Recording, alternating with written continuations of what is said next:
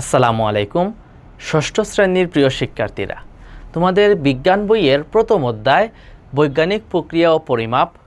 আমরা একদম শুরু থেকে খুব সহজভাবে এই চ্যাপ্টারটা বোঝার চেষ্টা করব এবং শেষে তোমাদের পরীক্ষায় যেই ছোটো প্রশ্ন, সংক্ষিপ্ত প্রশ্ন কিংবা সৃজনশীল প্রশ্নগুলো আছে সেগুলো আমরা সলভ করব এবং কিভাবে একদম এই ক্লাসের মাধ্যমে তোমাদের আর আলাদা করে কোনো ক্লাস করতে হবে না এই অধ্যায়ের উপর। তোমাদের পরীক্ষার জন্য সম্পূর্ণ উপযুক্ত হয়ে যাবে ইনশাল্লাহ। তাই শুরু করছি আমরা ষষ্ঠ শ্রেণীর বিজ্ঞান বইয়ের প্রথম অধ্যায় বৈজ্ঞানিক প্রক্রিয়া ও পরিমাপ। আমি আপনাদের সাথে অদম্য একাডেমির ইনস্ট্রাক্টর মিনহাজ চৌধুরী আছি এই ক্লাসে। তো এই চ্যাপ্টারের প্রথমে আমরা যেহেতু বিজ্ঞান বইয়ের শুরুর চ্যাপ্টার, তাই আমরা প্রথমে একটু বিজ্ঞান জিনিসটা কি সে সম্পর্কে একটু আলোকপাত করব। তো আমাদের চারপাশে যেই প্রকৃতি আছে, আমাদের যে প্রাকৃতিক ঘটনাগুলো আছে, অর্থাৎ আমরা যে কোনো একটা জিনিস উপর থেকে যদি নিচে ছেড়ে দেই সেটা কেন নিচে পড়লো, কিংবা এরকম প্রত্যেক জীবনের প্রত্যেকটি ঘটনা আমরা সেই সম্পর্কে যেই জ্ঞানগুলা, যেই পর্যবেক্ষণগুলা আমরা সেগুলো নিয়ে যখন গভীরভাবে চিন্তা করি, পরীক্ষা নিরীক্ষা করি, তখন সেটাকে একটা বিজ্ঞানসম্মত দৃষ্টিভঙ্গি বলি বা সেটাকে আমরা একটা বিজ্ঞান বলি। অর্থাৎ আমাদের প্রকৃতি এবং প্রকৃতির আশেপাশের যে কোনো ঘটনা সম্পর্কে জ্ঞান এবং সেই জ্ঞান সম্পর্কিত আমাদের যেই পরীক্ষা নিরীক্ষা তাকেই আমরা বিজ্ঞান বলতে পারি। এখন আসেন আমরা বৈজ্ঞানিক প্রক্রিয়া, অর্থাৎ আমরা যে কোনো একটা ঘটনাকে কোনো প্রশ্ন না করে, বিজ্ঞান মানেই হচ্ছে কি প্রশ্ন করা, কোনো ঘটনাকে প্রশ্ন না করে কোনো সমস্যার সমাধান না খুঁজে যদি তাকে এড়িয়ে চলি তাহলে সেটা বিজ্ঞান হবে না। তাহলে বিজ্ঞান হওয়ার জন্য কি প্রয়োজন? দুটো জিনিস। এক নাম্বার, হয় আমাদের সেই ঘটনাকে প্রশ্ন করতে হবে, অথবা কোনো একটা সমস্যা দেখলে সেটা সমাধান করার চেষ্টা করতে হবে, তখনই সেটা হচ্ছে কি বিজ্ঞানের চর্চা হবে। তাহলে বৈজ্ঞানিক প্রক্রিয়ায় কি প্রথম জিনিস কি আসে? আমাদের একটা প্রশ্ন করতে হবে অথবা সমস্যা নির্বাচন করতে হবে। প্রথম জিনিস হচ্ছে কি আমাদের প্রশ্ন করতে হবে অথবা সমস্যা নির্বাচন করতে হবে। দ্বিতীয় জিনিস, সেই বিদ্যমান তথ্য, সেই ঘটনা সম্পর্কিত বা সেই প্রশ্ন সম্পর্কিত আমাদের বিদ্যমান যেই তথ্য আছে, অর্থাৎ আমরা যদি হচ্ছে গিয়ে একটা জিনিস কেন উপর থেকে নিচের দিকেই পড়ে, উপরের দিকে কেন চলে না যায়, সেই সম্পর্কে যদি একদম প্রথম থেকে শুরু করি তাহলে আমরা আর নতুন কিছু জানতে পারবো না। তাহলে এই জিনিস সম্পর্কে আমাদের আগের বিজ্ঞানীরা কি বলে গেছেন সেই সম্পর্কে আমাদের খুঁজতে হবে, বইপত্র খুঁজতে অথবা আমাদের শিক্ষকদের জিজ্ঞেস করতে হবে। অর্থাৎ বিদ্যমান যেই তথ্য, অর্থাৎ এই সম্পর্কে অলরেডি যারা গবেষণা করে গেছেন সেই তথ্যটা আমাদের সংগ্রহ করতে হবে। এরপরে আমাদের সম্ভাব্য ফলাফল অনুমান করতে হবে। যে কোনো জিনিসের শুরুতে বা সমস্যার সমাধানে একটা রূপরেখা আমাদের মস্তিষ্কে প্রথমেই চলে আসে, অনুমান করে নেই আমরা। হয়তো বা সেটা সত্য হতে পারে, সেটা মিথ্যা হতে পারে, সেটা আমরা পরীক্ষা নিরীক্ষা করে দেখব। তার মানে আমাদের কি করতে হবে? অনুমানটা আসলেই সত্য নাকি মিথ্যা সেটার জন্য কি করতে হবে? পরীক্ষা। তাহলে পরীক্ষার আগে কি করতে হবে? পরীক্ষার পরিকল্পনা করতে হবে। ইতিমধ্যে কয়টা জিনিস গেল? প্রথম জিনিস আমাদের প্রশ্ন এবং সেই বা সমস্যা নির্বাচন করলাম। তারপরে হচ্ছে গিয়ে আমরা বিদ্যমান একটা এই সমস্যা সংক্রান্ত কিংবা এই ঘটনা সম্পর্কিত যেই তথ্য আছে সেই তথ্যটা জানলাম। এরপরে হচ্ছে গিয়ে একটা ফলাফল অনুমান করলাম। এখন আমরা পরীক্ষা করব। পরীক্ষার জন্য আমরা পরীক্ষার পরিকল্পনা করতে হবে এবং উপাত্ত সংগ্রহ করতে হবে। আচ্ছা, এখন আমরা উপাত্ত সংগ্রহ করলাম, এরপরে কি করতে হবে? আমাদের পর্যবেক্ষণ, সেই পর্যবেক্ষণ এবং উপাত্তগুলো বিশ্লেষণ করতে হবে। যেই উপাত্তগুলো সংগ্রহ করলাম সেগুলো আমাদের কি করতে হবে? বিশ্লেষণ করতে হবে। এখন আসি, আমরা যেই ফলাফলটা হচ্ছে গিয়ে অনুমান করেছিলাম সেই ফলাফলটা আদতে হচ্ছে গিয়ে গ্রহণ করা যাবে নাকি বর্জন করা যাবে, সেটা আমরা একটা সিদ্ধান্তের দিকে উপনীত হব। আমরা যখন সিদ্ধান্ত গ্রহণ করলাম যে আমাদের এই সমস্যার সমাধান এটি, কিংবা আমরা যেই প্রশ্ন করেছিলাম সেই প্রশ্নের উত্তর এটি, তখন আমাদের কি করতে হবে? আমাদের সবাইকে জানাইতে হবে, আমাদের বন্ধুদের জানাতে হবে, আমাদের সহপাঠীদের জানাতে হবে। তার মানে আমাদের ফলটা প্রকাশ করতে হবে। এই ব্যাপারে তোমাদের বইয়ে খুব সুন্দর করে একটা চিত্র দেওয়া আছে, আমরা সেই চিত্রটা একটু দেখার চেষ্টা করব।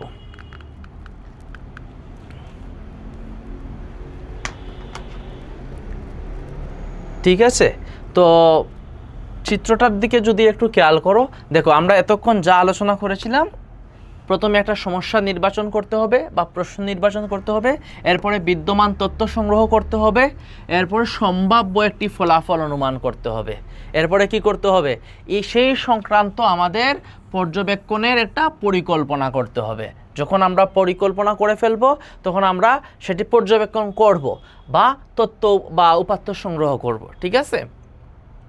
এরপরে আমরা সেই প্রাপ্ত উপাত্তটাকে বিশ্লেষণ করব।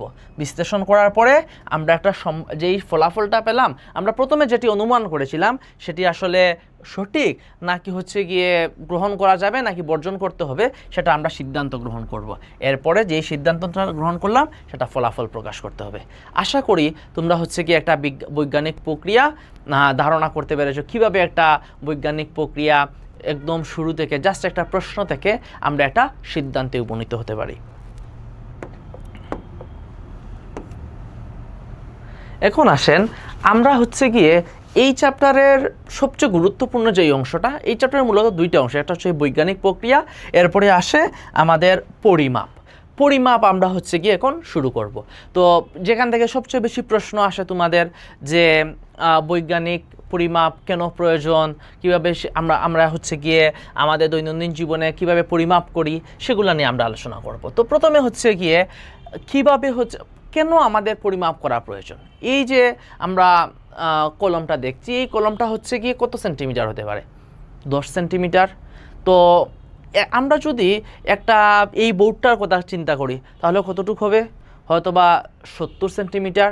তাহলে আমরা যে যখন কাউকে গিয়ে বলবো, যে তোমার বন্ধুকে গিয়ে বলবা যে আমার কাছে একটা কলম আছে, তো ও তো কিংবা আমার কাছে হচ্ছে গিয়ে একটা কলম আছে, কলমটা তো হচ্ছে গিয়ে ছোটো, কতটুক ছোটো বা কতটুক বড় সেটা আমরা কীভাবে বলতে পারবো, এটা হচ্ছে 10 সেন্টিমিটার। আমরা একটা সংখ্যা দ্বারা সেটা প্রকাশ করতে পারবো। এই যে কোনো কিছুকে আমরা একটা সংখ্যা দ্বারা সহজে প্রকাশ করতে পারলাম। বা একটা বোর্ড, ছোটো তো বোর্ড হয়, তুমি গিয়ে কাউকে যখন তোমার বন্ধুকে বলবা বা শিক্ষককে গিয়ে বলবা যে আমরা অদম্য একাডেমির শ্রেণীকক্ষের বোর্ড হচ্ছে গিয়ে 70 সেন্টিমিটার, বা তোমার স্কুলে গিয়ে দেখলা বোর্ডটা আরও অনেক বড় হয়তো বা 100 সেন্টিমিটার বা 200 সেন্টিমিটার, তাহলে তোমরা যে একটা থেকে আরেকটা কতটুক বড় কতটুক ছোটো সেইটা একটা নিজের মধ্যেও একটা ধারণা তৈরি করতে পারবা এবং অন্যকেও সহজে তোমরা বলতে পারবা। তাহলে আমরা যে কোনো জিনিস সঠিকভাবে নিশ্চিত হওয়ার জন্য আমাদের কি প্রয়োজন, পরিমাপ করা প্রয়োজন। আমরা যদি শুধু আন্দাজ করে বলি যে এইটা ছোটো আর এইটা বড়, তাহলে আমরা কাউকে সহজভাবে বোঝাতে পারবো না যে এটা কতটুকু ছোটো বা কতটুকু বড়। কিন্তু আমরা যখন বলবো যে আমাদের এইটা 5 ফুট, আরেকটা হচ্ছে গিয়ে 10 ফুট, তো বা আরেকটা হচ্ছে গিয়ে 1 কিলোমিটার দূরত্ব, ধরেন ঢাকা থেকে সিলেটের দূরত্ব আমরা বললাম 200 কিলোমিটার। এভাবে আমরা যখন সংখ্যা দ্বারা প্রকাশ করব, পরিমাপ করে প্রকাশ করব, তখন খুব সুনিশ্চিতভাবে কাউকে একটা জিনিস সম্পর্কে ধারণা দিতে পারবো, ঠিক আছে। এবং তখন কি হবে, আমাদের হচ্ছে গিয়ে ভ্রান্তি দূর হবে, আমাদের মধ্যে কনফিউশন থাকবে না, ঠিক আছে। আমরা যখন পরিমাপ করে কোনো কিছু করব তখন আমাদের কনফিউশনটা চলে যাবে, ঠিক আছে। আচ্ছা, তাহলে আসো আমরা কিভাবে পরিমাপ করব সে ব্যাপারে আলোচনা করি। তো পরিমাপ এতক্ষণ যে আমরা আলোচনা করলাম যে পরিমাপ প্রয়োজন, তো পরিমাপের জন্য কি লাগে, একক লাগে। শুধু কি 10, 20, 100, 200 দিয়েই পরিমাপ করা যায়? সেই সাথে কি বলতে হয়, সেন্টিমিটার বলতে হয়, অথবা মিটার বলতে হয়, কিংবা কিলোমিটার বলতে হয়। কখন কি বলতে হয়, যখন আমরা একটা পেন্সিলের কথা বলি তখন হয়তো বা বলবো 10 সেন্টিমিটার, যখন একটা বোর্ডের কথা বলবো তখন হয়তো বলবো সেটা 5 ফুট, যখন আমি বলবো যে ঢাকা থেকে সিলেটের দূরত্ব তখন সেটা বলবো 200 কিলোমিটার, 300 কিলোমিটার। যখন আমি বলবো ঢাকা থেকে নিউ ইয়র্কের দূরত্ব, কিংবা ঢাকা থেকে অনেক দূরের কোনো শহরের দূরত্ব, তখন সেটাকে আরও বড় স্কেলে বলতে হবে, কয়েক হাজার কিলোমিটারের আমরা আলাপ করব। তাহলে প্রত্যেকটা জিনিসের উপর নির্ভর করে তার দূরত্বের উপর, কিংবা আমরা যখন বলি কোনো কিছুর ওজন কতটুকু তখন আমরা বলি কেজি, 10 কেজি, 5 কেজি। তাহলে প্রত্যেক জিনিসে আমরা কি বোঝাতে চাচ্ছি সেটার জন্য কি প্রয়োজন, একক প্রয়োজন। আচ্ছা, তাহলে একক হলো কি, একক হলো কোনো একটা সুবিধাজনক ক্ষুদ্র অংশ যেটাকে আমরা আদর্শ ধরে নেই, আমরা কি ধরে নেই আদর্শ, অর্থাৎ প্রথমে তো আমাদের কোনো একটা জিনিসকে 1 মিটার ধরে নিতে হবে। 1 মিটার যদি না ধরি, আমরা যদি ধরেন এতটুক জায়গা হচ্ছে গিয়ে 1 মিটার, না তাহলে আমরা কিভাবে পরিমাপ করব যে আরেকটা জিনিসের পরিমাপ হচ্ছে গিয়ে 10 মিটার বা আরেকটা জিনিসের পরিমাপ হচ্ছে গিয়ে 20 মিটার? তাহলে আমাদের প্রথমে ধরে নিতে হবে কোনো একটা জিনিস হচ্ছে গিয়ে 1 মিটার, এবং বিজ্ঞানীরা ইতিমধ্যে আমাদের হচ্ছে গিয়ে 1 মিটার নির্ধারণ করা আছে, এবং এই জিনিসগুলোকেই আমরা একক ধরি। তাহলে কি শুধু মিটার কিসের একক? আমরা যেই মিটার এতক্ষণ ধরে আলোচনা করছি সেটা মূলত দৈর্ঘ্যের একক। আমরা কিসের একক শিখলাম এতক্ষণ ধরে? সেটা হচ্ছে গিয়ে দৈর্ঘ্যের একক। তাহলে মৌলিক একক কয়টি? তাহলে আসেন, এককের মধ্যে 2টা প্রকার আছে, একটা হলো গিয়ে মৌলিক একক আর একটি হচ্ছে গিয়ে যৌগিক একক। মৌলিক শব্দটা দ্বারা আসলে আমরা কি বুঝি? মৌলিক শব্দটা দ্বারা আমরা বুঝি যেই জিনিসটা অন্যের উপর সে নিজে নিজেই হচ্ছে গিয়ে যথেষ্ট, তার অন্য জিনিসের উপর নির্ভর করতে হয় না। অর্থাৎ যারা একাই নিজেকে প্রকাশ করার জন্য যথেষ্ট, যেমন ধরো দৈর্ঘ্যের আমরা যদি বলি মিটার, কোনো জিনিসের হচ্ছে গিয়ে দৈর্ঘ্য 1 মিটার, শুধু একটা শব্দ দ্বারাই প্রকাশ করতে হয়। কিন্তু আমরা যদি বলি এই বোর্ডের হচ্ছে গিয়ে ক্ষেত্রফল, তখন আমরা হচ্ছে গিয়ে দৈর্ঘ্য গুণ প্রস্থ করতে হয়, তখন মিটার স্কোয়ার, অর্থাৎ দৈর্ঘ্যের উপর নির্ভর করতে হয়, দৈর্ঘ্যের একক মিটারের উপর নির্ভর করতে হয় মিটার স্কোয়ার প্রকাশ করার জন্য, তাই না? তাহলে আমাদের যেই এককগুলা অন্য এককের উপর নির্ভর করে না।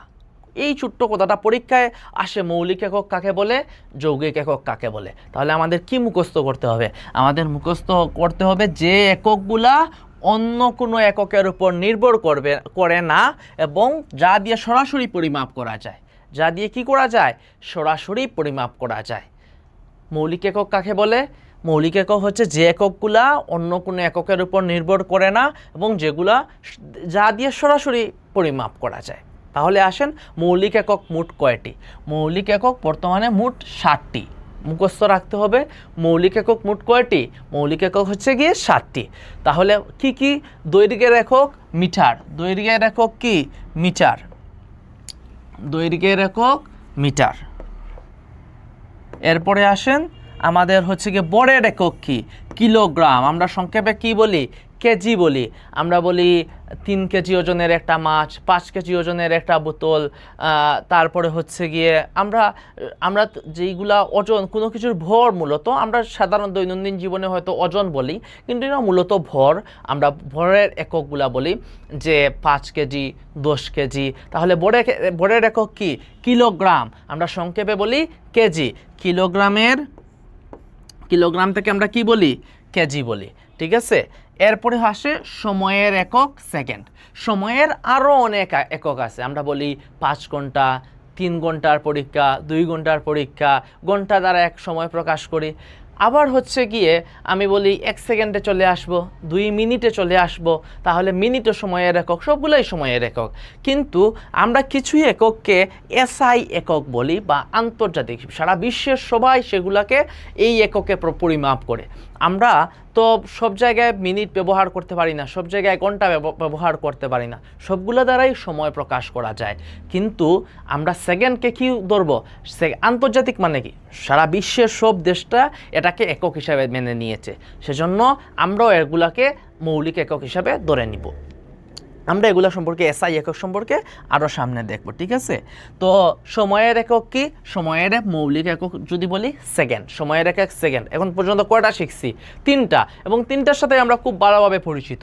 একটা হলো গিয়ে দৈর্ঘ্য, দৈর্ঘ্যের একক মিটার, ভরের একক কিলোগ্রাম বা কেজি, সময়ের একক হচ্ছে গিয়ে সেকেন্ড। এখন শিখবো আমরা তাপমাত্রা। এটা হয়তো তোমাদের কাছে একটু নতুন লাগতে পারে। তাপমাত্রা জিনিসটা নতুন না, কিন্তু তাপমাত্রার এককটা আমাদের সাধারণত প্রত্যেক দিনের তাপমাত্রা আমরা কি বলি? আজকে 30 ডিগ্রি সেলসিয়াস, শেষে কি বলেছি? সেলসিয়াস। তাহলে আজকে 40 ডিগ্রি সেলসিয়াস, অনেক গরম পড়েছে, কিংবা আজকে 20 ডিগ্রি সেলসিয়াস, অনেক ঠান্ডা পড়েছে। তাহলে আমরা দিনের যেই তাপমাত্রা সেগুলোকে সেলসিয়াস দ্বারা প্রকাশ করি। ওই যে পরীক্ষার সময় আমরা ঘন্টা দ্বারা প্রকাশ করতে পারি, আবার বিভিন্ন সময়কে মিনিট দ্বারা প্রকাশ করতে পারি, কিন্তু একক কি? সেকেন্ড ধরি, সেকেন্ড দ্বারা প্রকাশ করা যায়। ঠিক একইভাবে তাপমাত্রা হচ্ছে গিয়ে সেলসিয়াস দ্বারা প্রকাশ করা যায়, এটাও তাপমাত্রার একটি একক। আবার ফারেনহাইট দ্বারা প্রকাশ করা যায়। আমাদের যখন জ্বর হয় তখন আমরা বলি কি? আমাদের 100 ডিগ্রি জ্বর হয়েছে, 102 ডিগ্রি জ্বর হয়েছে। ওই 102 ডিগ্রি, 100 ডিগ্রি, এগুলো মূলত হচ্ছে গিয়ে ফারেনহাইট। তার মানে হচ্ছে কি আমরা আমাদের শরীরের তাপমাত্রা সাধারণত বলি ফারেনহাইটে, তো ফারেনহাইটও একটি তাপমাত্রার একক, কিন্তু মৌলিক একক বা আমরা আন্তর্জাতিক স্বীকৃত যে এককটা সেটা হলো গিয়ে কেলভিন। সেটা কি? কেলভিন। আমরা একটা সুন্দর চার্টে যাই এবং সেখানে গিয়ে আরও সুন্দর করে সেটা বোঝার চেষ্টা করি।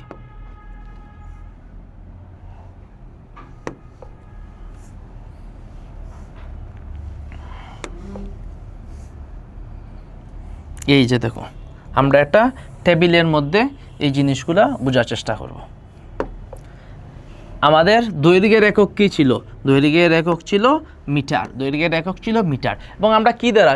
আমরা ছোটো হাতের এম দ্বারা প্রকাশ করি, স্মল লেটার এম দ্বারা প্রকাশ করি। 5 মিটার, আমরা 5 মিটার লিখলে কীভাবে লিখতে পারবো? 5 মিটার। বাংলায় যদি লিখি আমরা হয়তো বা 10 মিটার এভাবে লিখতে পারি। ঠিক আছে? আচ্ছা, ভরের একক কি শিখেছি? ভরের একক হচ্ছে কিলোগ্রাম। আমরা কেজি দ্বারা প্রকাশ করি, কে আর জি দ্বারা। সময়ের একক কি? সেকেন্ড। সেকেন্ড হচ্ছে কি এস দ্বারা প্রকাশ করে। এখন আসেন তাপমাত্রার একক। তাপমাত্রার একক হচ্ছে গিয়ে আন্তর্জাতিক যে এককটা সেটা হচ্ছে গিয়ে কেলভিন। আচ্ছা, আন্তর্জাতিক একক যেহেতু এতক্ষণ ধরে আমরা আলাপ করছিলাম, তাহলে এর একটু ইতিহাস জেনে নেই। আমরা সারা বিশ্বে তো বিভিন্নভাবে মানুষ বিভিন্ন জিনিস, কেউ হচ্ছে গিয়ে একটা দৈর্ঘ্যের একক ধরে ফুট, কেউ ধরে হচ্ছে গিয়ে মিটার, কেউ সেন্টিমিটার, এক একজন এক একভাবে হচ্ছে গিয়ে এই হিসাবগুলা করে।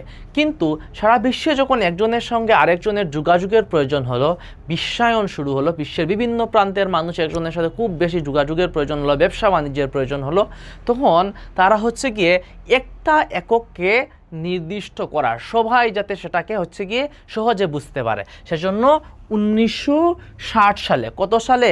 1960 সালে তোমাদের পরীক্ষায় আসতে পারে, সারা বিশ্বে পরিমাপের জন্য একটি সাধারণ অর্থাৎ একটা কমন একটা পদ্ধতি চালু করা হয়, যেটাকে বলা হয় এসআই একক। এসআই একক মানে কি? এসআই মানে হচ্ছে গিয়ে international system of unit. International system of unit, এটাকে সংক্ষেপে বলা হয় এসআই। তাহলে এসআই মানে কি?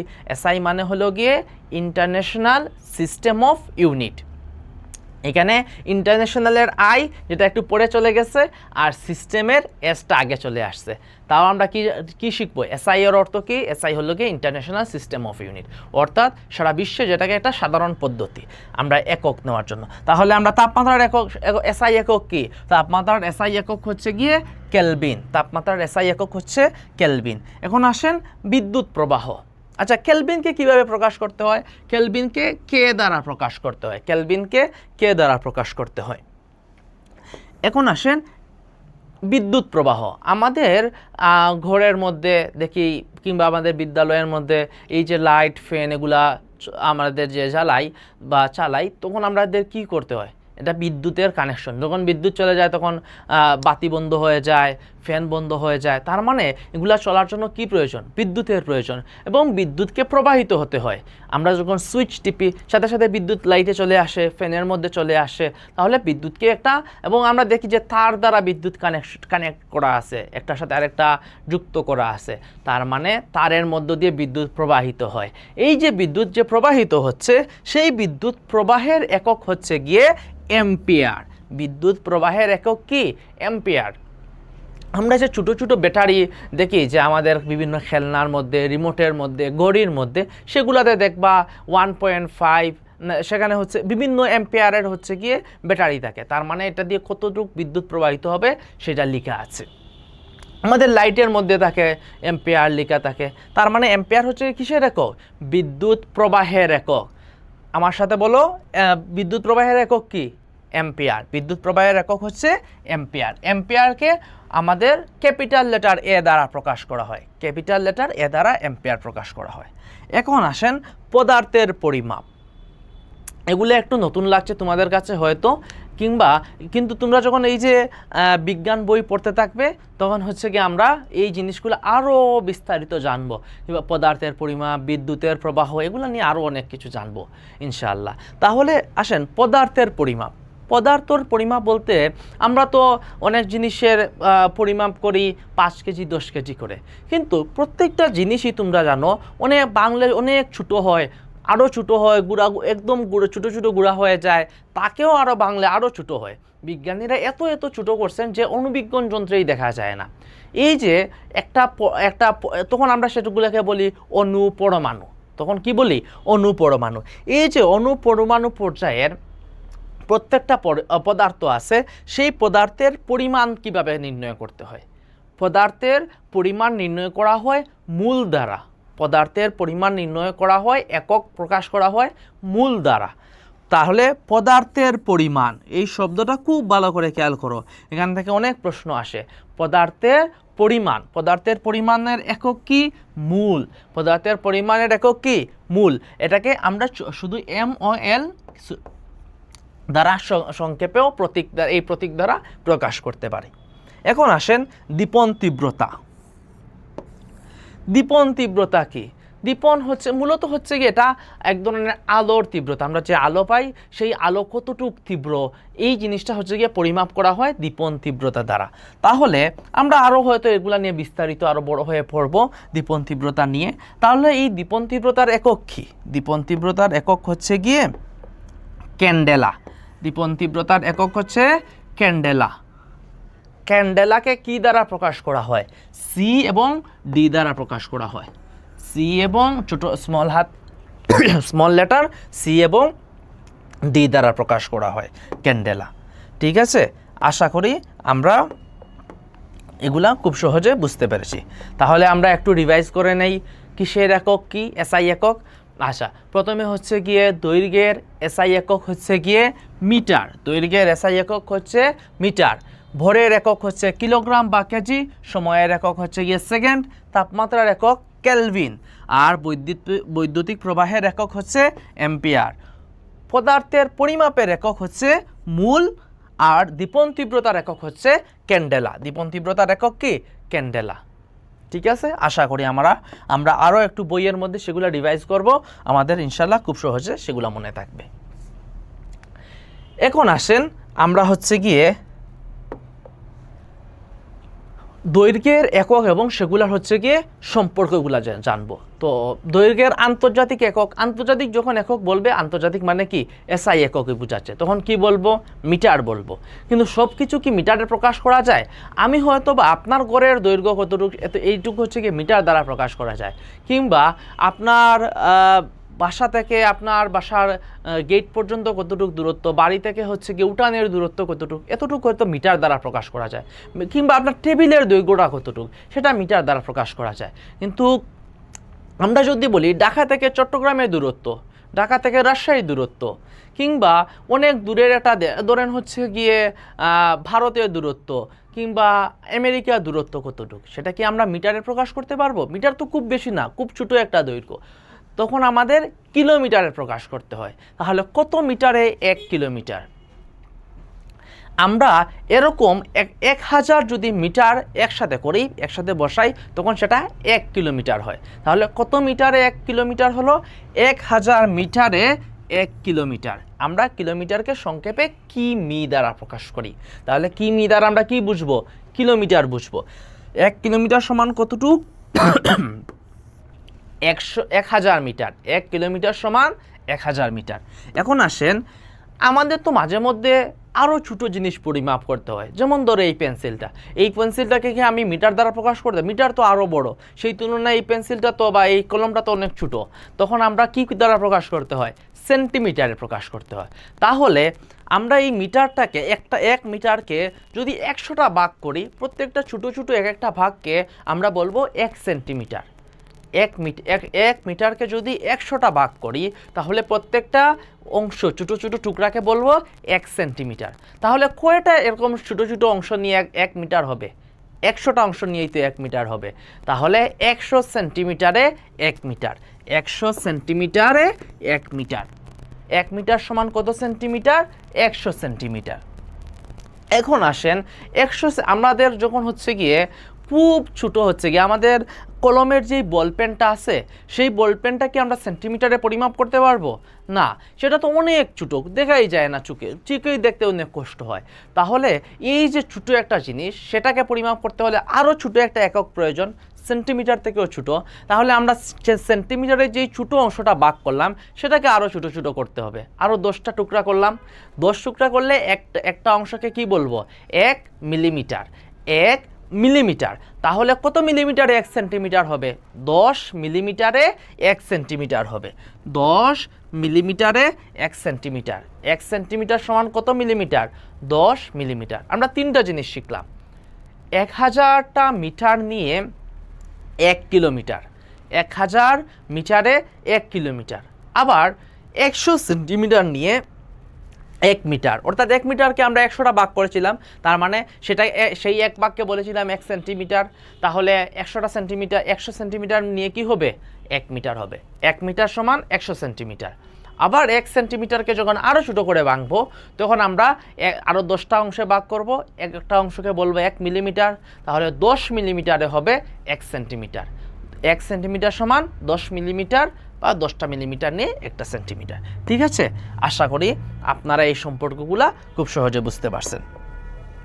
ঠিক আছে, তাহলে দৈর্ঘ্যের যখন আমরা এতক্ষণ ধরে আমরা যেগুলো আলোচনা করেছিলাম সেগুলো মূলত হচ্ছে গিয়ে আমাদের মৌলিক একক, অর্থাৎ আমরা কোনো জিনিস গুণ করছি না, কোনো জিনিস ভাগ করছি না, শুধু দৈর্ঘ্যের এককগুলাই বলে যাচ্ছে।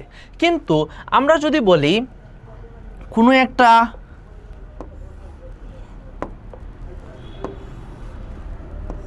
এরকম একটা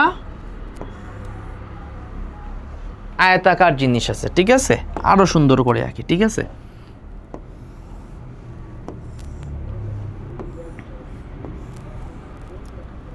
সেটার হচ্ছে কি একটা ধরেন হচ্ছে গিয়ে একটা আয়তাকার বাগান, সেই বাগানের দৈর্ঘ্য হচ্ছে গিয়ে 100 মিটার। সেটার দৈর্ঘ্য কত? 100 মিটার। আর প্রস্থ হচ্ছে গিয়ে সাধারণত প্রস্থটা ছোট থাকে আর দৈর্ঘ্যটা বড় থাকে। প্রস্থ হচ্ছে গিয়ে 50 মিটার। তাহলে আমি যদি তোমাকে বলি যে এই বাগানের ক্ষেত্রফল নির্ণয় করো, এই বাগানের কি করতে হবে? ক্ষেত্রফল নির্ণয় করতে হবে। তখন কি করতে হবে? আয়তাকার বস্তুর ক্ষেত্রফল নির্ণয়ের উপায় হলো দৈর্ঘ্যের সাথে প্রস্থ গুণ করতে হবে। দৈর্ঘ্যের সাথে প্রস্থ গুণ করতে হবে, তার মানে দুইটা দৈর্ঘ্যকে আমরা গুণ করলাম। তখন কি হবে? একটার একক ছিল মিটার আর একটার একক মিটার। আচ্ছা আমরা গুণ করি, দেখি তো কি হয়।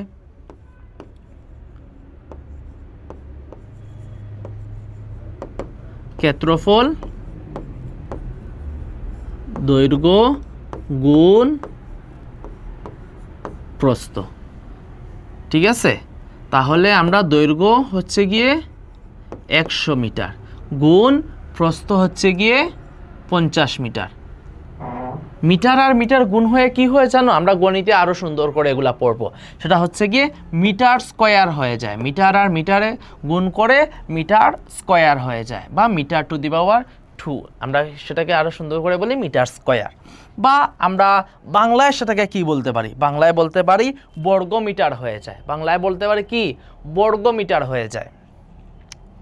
ঠিক আছে, তাহলে এটা 100 আর 50 গুণ করলে কত হবে বলো তো? কমেন্ট সেকশনে তোমরা কমেন্ট করো 100 আর 50 মিটার গুণ করলে আমাদের কত হবে। আমরা আনসারটা এখন লিখে দিচ্ছি, সেটা হচ্ছে গিয়ে 5000 বর্গমিটার। 5000 বর্গমিটার।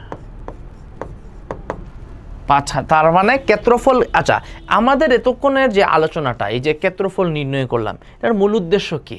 মূল উদ্দেশ্য হলো আমরা যখন ক্ষেত্রফল নির্ণয় করি তখন দুইটা জিনিসের দৈর্ঘ্য গুণ করি, তখন আর সেটা মৌলিক থাকে না। ক্ষেত্রফলের এককটা কিসের এককের উপর? দৈর্ঘ্যের এককের উপর, মিটারের উপর নির্ভর করতে হচ্ছে। তাহলে ক্ষেত্রফল হচ্ছে একটি যৌগিক একক। ক্ষেত্রফল কোন ধরনের একক? ক্ষেত্রফল হচ্ছে যৌগিক একক। আবার ধরেন আমরা কোনো একটা জিনিসের আয়তন নির্ণয় করতে চাচ্ছি, অর্থাৎ তখন সেটা কি করতে হবে? আয়তন যখন নির্ণয় করব তখন সেটার দৈর্ঘ্য, প্রস্থ এবং উচ্চতা তিনটাকেই গুণ করতে হবে। তখন সেটাও কয়টা জিনিসের? তিনটা জিনিসের গুণফল। তখন আমরা সেটাকে বলবো যৌগিক একক। ঠিক আছে, আচ্ছা এখন আসেন আমরা আরও কিছু একক এবং তার সম্পর্কগুলা শিখব। আমরা যেরকম হয়তোবা মাছের ওজন কিংবা হচ্ছে গিয়ে সবজির ওজন, তরকারির ওজন, সেগুলো হচ্ছে গিয়ে 1 কেজি 2 কেজি 5 কেজি দ্বারা পরিমাপ করতে পারি। কিন্তু যখন আমাদের অনেক বড় জিনিস, তোমরা দেখেছো যে জাহাজ, অনেক বড় জাহাজ হয়, তাই না? আমাদের যখন উড়োজাহাজগুলো, প্লেনগুলো অনেক বড় বড় হয় না, সেগুলা কি তুমি শুধু কেজিতে ওজন করতে পারবা? কেজিতে অনেক বড় সংখ্যা হয়ে যাবে। তখন আমরা 100 কেজিকে তখন সেগুলোকে আমরা কী দ্বারা প্রকাশ করি? মেট্রিক টন, কুইন্টাল, এই শব্দ দ্বারা প্রকাশ করি। তাহলে কুইন্টাল অনেক বড় একটা জিনিস, অনেক মানে 100 কেজিকে 1 কুইন্টাল বলে। 100 কেজির কোনো জিনিসকে আমরা 1 কুইন্টাল বলতে পারবো। তার মানে 1 কুইন্টাল অনেক ভারী জিনিস, তাই না? 1 কুইন্টাল কি অনেক ভারী জিনিস।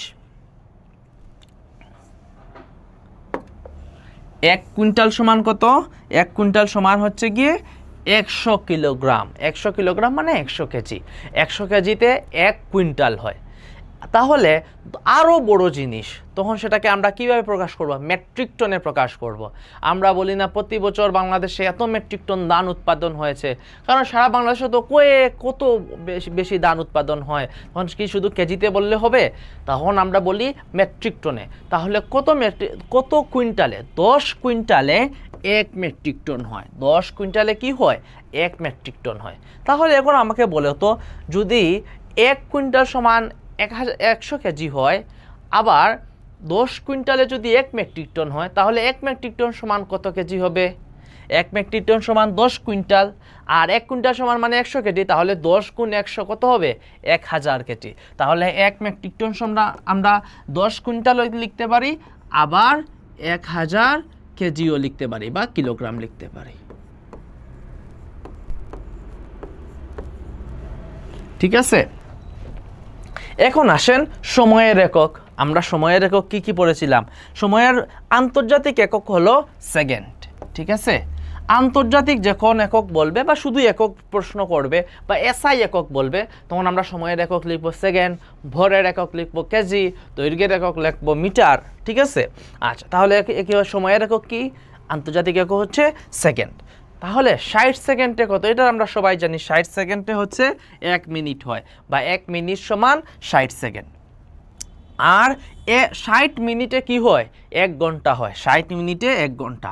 আর 1 দিন সমান কত ঘন্টা? 24 ঘন্টায় 1 দিন হয়। 24 ঘন্টায় 1 দিন হয়। 7 দিনে 1 সপ্তাহ হয়। আচ্ছা, ঠিক আছে, এগুলো আমরা অনেক ছোটোবেলা থেকেই পড়ছি। এখন আমরা শিখব আমাদের ক্ষেত্রফল। আমরা ইতিমধ্যে একবার দেখেছি, তাও হচ্ছে গিয়ে আমরা আবার সেটাগুলা দেখব। ঠিক আছে? তাহলে ক্ষেত্রফল কিভাবে নির্ণয় করতে হয়? কোনো জিনিসের দৈর্ঘ্য আর তার প্রস্থকে গুণ করলে কি হয়? ক্ষেত্রফল হয়। কোনো জিনিসের দৈর্ঘ্য আর প্রস্থকে গুণ করলে তার ক্ষেত্রফল হয়।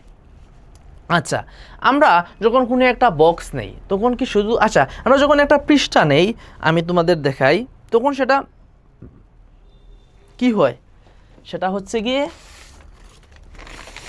এই যে দেখো, এইটা হচ্ছে গিয়ে একটা পৃষ্ঠা। এই পৃষ্ঠাতে কি হয়?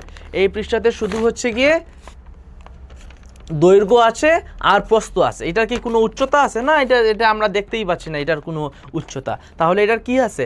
ধরেন হচ্ছে গিয়ে এই পৃষ্ঠা, এই সাইড হচ্ছে গিয়ে এটার দৈর্ঘ্য, আর এটা হচ্ছে গিয়ে এটার প্রস্থ। তখন এটার কি বের করতে পারবো? এটা শুধু ক্ষেত্রফলই বের করতে পারবো।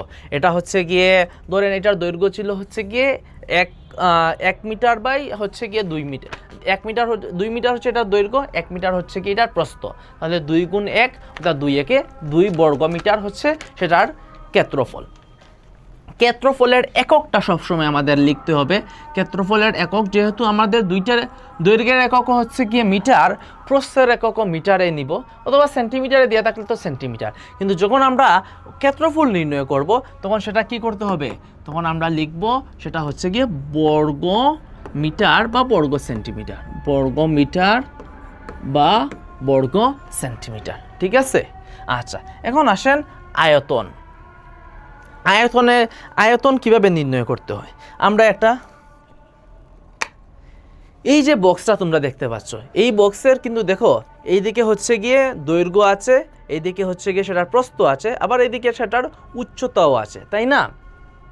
দৈর্ঘ্য আছে, প্রস্থ আছে, আবার সেটার কি আছে, উচ্চতা আছে। তাহলে এই বক্সের আমরা কি নির্ণয় করতে পারবো, আয়তন নির্ণয় করতে হবে।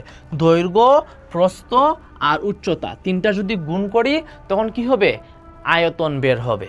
ধরেন কোনো একটা বক্স, আমরা একটা ছোট করে বক্স রাখি, ঠিক আছে?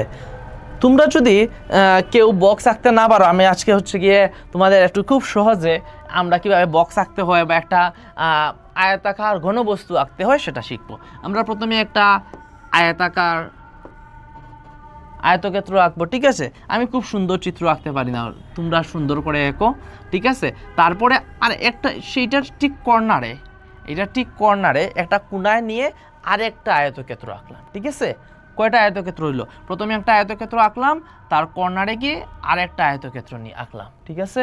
এরপরে প্রত্যেকটা কোণা আমরা যুক্ত করে ফেললাম, কি করে ফেললাম, যুক্ত করে ফেললাম। দেখো কত সুন্দর হচ্ছে, একটা আয়তাকার ঘনবস্তু হয়ে গেছে।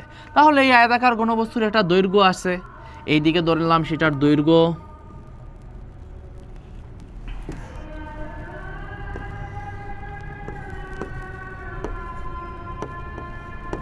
দৈর্ঘ্য হচ্ছে গিয়ে 5 মিটার, ঠিক আছে? প্রস্থ হচ্ছে গিয়ে এইদিকে হচ্ছে গিয়ে তার প্রস্থ হচ্ছে গিয়ে 3 মিটার, আর উচ্চতা হচ্ছে গিয়ে 2 মিটার। তাহলে সেটার আয়তন কত হবে,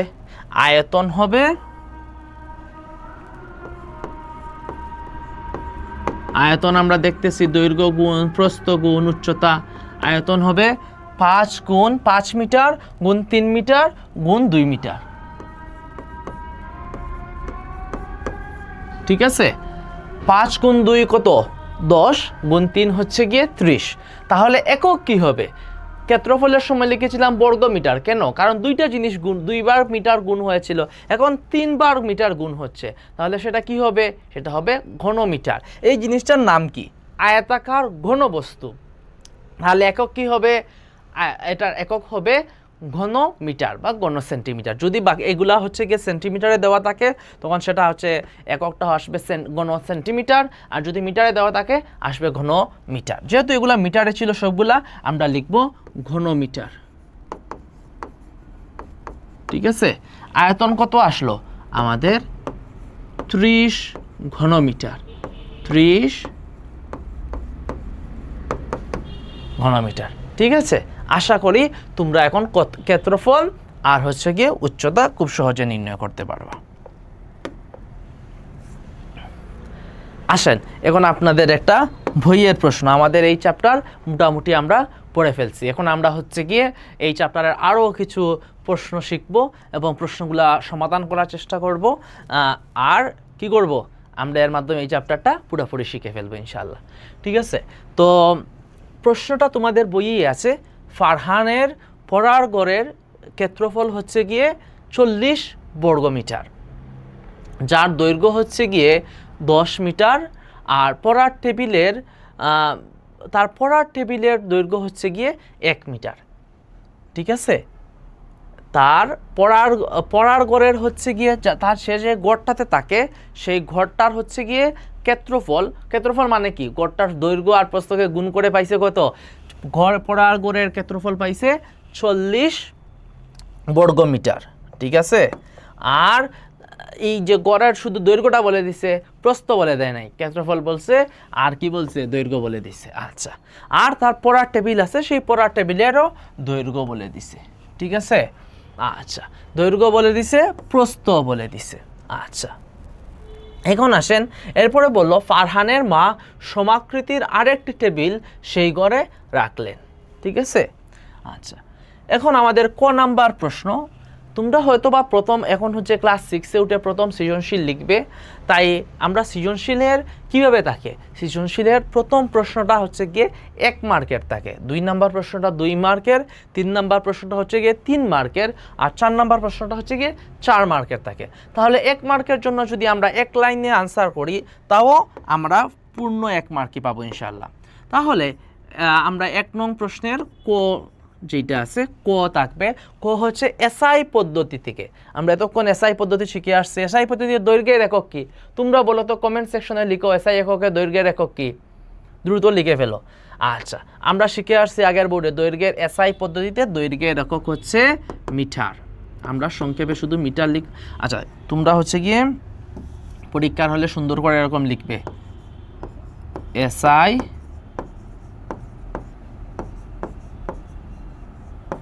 পদ্ধতিতে দৈর্ঘ্যের একক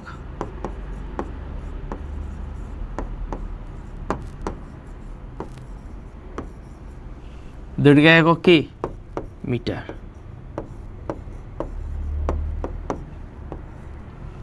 ঠিক আছে।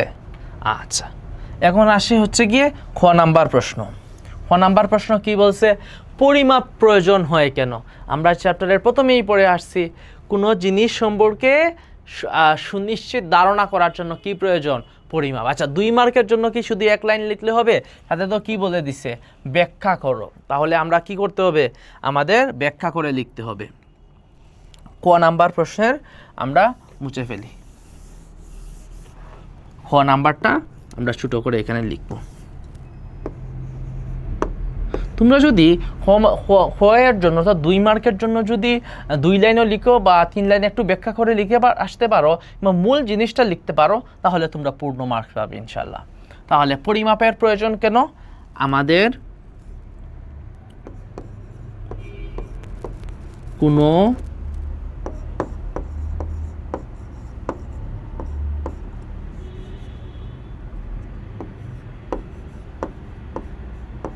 জিনিস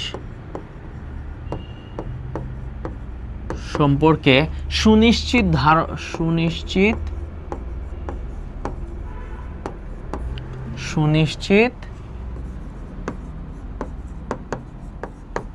ধারণা পাওয়ার জন্য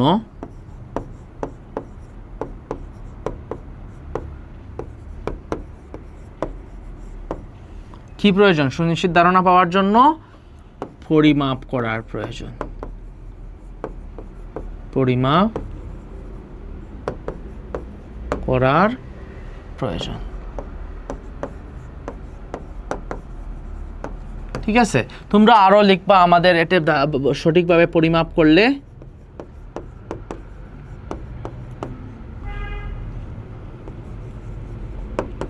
আমাদের কি হয়? ভ্রান্তি দূর হয়।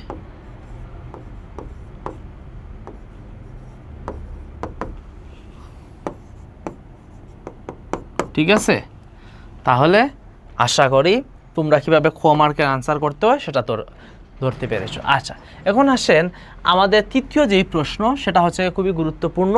সেটা হচ্ছে যেটা 3 মার্ক, ফারহানের পড়ার ঘরের প্রস্থ কত? ঘরের প্রস্থ কত? তাহলে ঘরের কি দেওয়া আছে? ঘরের ক্ষেত্রফল দেওয়া আছে, আর হচ্ছে গিয়ে দৈর্ঘ্য দেওয়া আছে। আমরা লিখব গ নাম্বার, যে দেওয়া আছে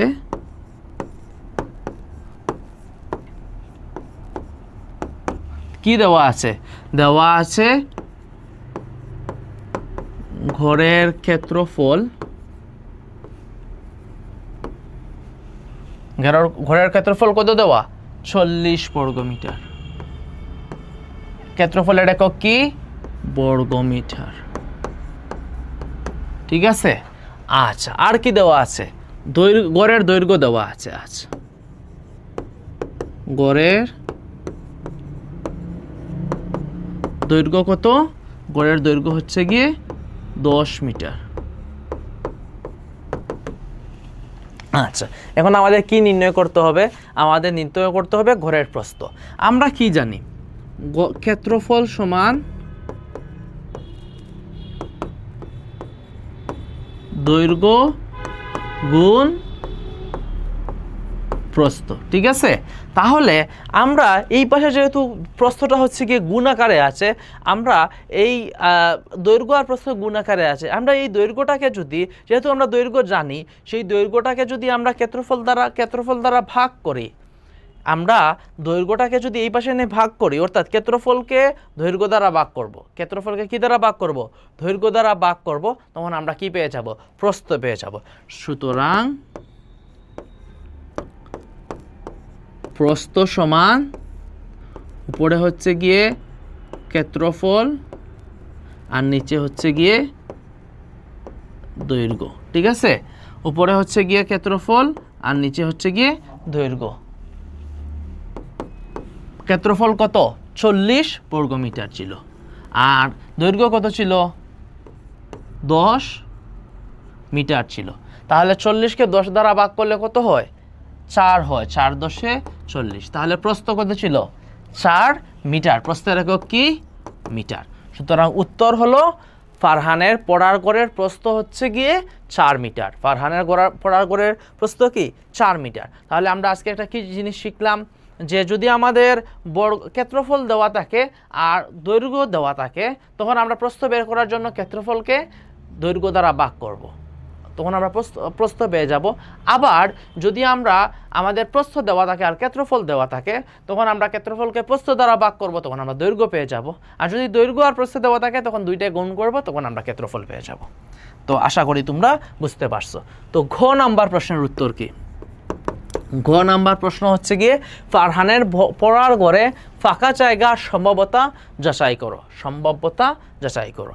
তাহলে তার আগে ঘরের ক্ষেত্রফল তো আমরা জানি 40 বর্গমিটার, এবং তার ঘরের মধ্যে কি ঢুকছে, আগে থেকেই একটা পড়ার টেবিল ছিল, আর নতুন করে তার মা আর একটা পড়ার টেবিল হচ্ছে নিয়ে আসছে।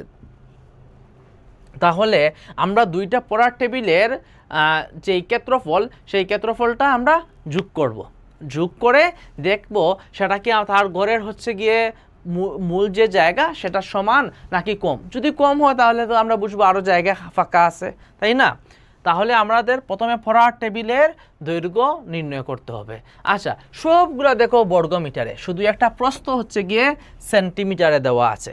তাহলে আমাদের কি করতে হবে, প্রস্থটাকে সেন্টিমিটার থেকে মিটারে নিতে হবে। এটা কার প্রস্থ, পড়ার টেবিলের প্রস্থ, টেবিলের প্রস্থ। ওকে, তাহলে আমাদের দেওয়া আছে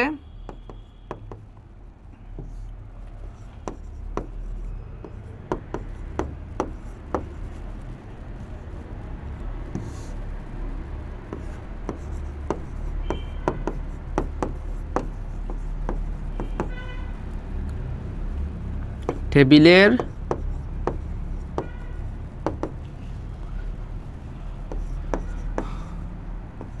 দৈর্ঘ্য নিয়ে কোনো সমস্যা নাই, 1 মিটার, এটা মিটারেই আছে, তাই না? সমস্যা হচ্ছে গিয়ে টেবিলের প্রস্থ নিয়ে। টেবিলের প্রস্থ, টেবিলের প্রস্থ কত, 50 সেন্টিমিটার। তাহলে 50 সেন্টিমিটারকে কি করতে হবে, আমরা জানি 100 সেন্টিমিটারে 1 মিটার। তাহলে আমরা 50 সেন্টিমিটারকে যদি কি করি, 100 দ্বারা ভাগ করি, যেহেতু 100 সেন্টিমিটারে 1 মিটার, তাহলে কি করতে হবে, 100 দ্বারা ভাগ করতে হবে, 50 ভাগ 100। আমরা যদি সেটা ভাগ করি দেখব 0.5 বা হাফ পেয়েছি। হ্যাঁ, 1/2 অথবা 2/1 অথবা 0.5, যে কোনোভাবে লিখতে পারি। এই যে 50কে যদি 50 দ্বারা ভাগ করি 1 থাকে, আর 100কে ভাগ করলে 2 থাকে, তাহলে 2/1, বা আমরা যদি সেটাকে দশমিকে লিখি 0.5 মিটার হবে, 0.5 মিটার হয়ে যাবে। সেন্টিমিটার থেকে আমরা কিসে নিলাম, মিটারে নিলাম। সেন্টিমিটার থেকে আমরা সেটাকে মিটারে কনভার্ট করলাম। ঠিক আছে, এখন আমরা তো দুইটাই মিটারে হয়ে গেছে, এখন আমরা দুইটাকে গুণ করব, গুণ করলে পড়ার টেবিলের ক্ষেত্রফল পেয়ে যাব। তাহলে টেবিলের ক্ষেত্রফল কি হবে,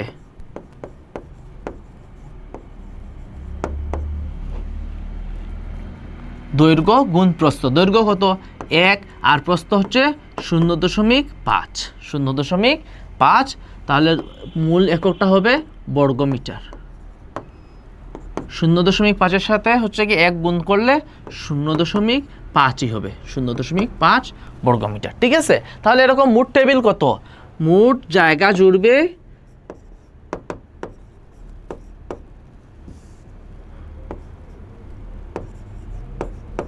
টেবিল কয়টা, টেবিল তো হচ্ছে গিয়ে 2টা, ওর মা হচ্ছে গিয়ে আরেকটা টেবিল নিয়ে আসছেন, তাহলে মোট জায়গা হচ্ছে গিয়ে 0.5 গুণ 2 সমান হচ্ছে গিয়ে 1 বর্গমিটার।